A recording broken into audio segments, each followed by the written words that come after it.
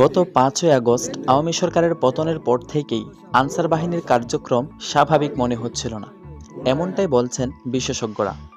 বিশেষজ্ঞরা বলছেন, দেশের এই নাজুক পরিস্থিতিতে আধা সরকারি একটি বাহিনী হয়েও জনগণের পাশে না থেকে তাদের বিভিন্ন দাবি নিয়ে মাঠে নামা একদমই উচিত হয়নি। দেশের এই পরিস্থিতিতে তাদের আন্দোলনকে সমর্থন না করলেও তাদের অনেক দাবি মেনে নিয়েছিল সরকার। তার মধ্যে একটি হচ্ছে রেস্ট প্রথা। স্বাভাবিকভাবেই আনসার বাহিনী ৬ মাস কাজে থাকেন আর ৬ মাস থাকেন রেস্ট অবস্থায়।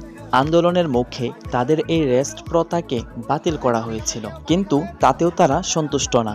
তারা চাচ্ছিল বেসামরিক থেকে তাদেরকে সামরিক বলে ঘোষণা করা হোক। এই দাবি নিয়ে সচিবালয় ঘেরাও সহ শিক্ষার্থীদের উপরে হামলা এবং সেনাবাহিনীর উপরেও হামলা করে বসে। এতেই ঘটে হিতে বিপরীত।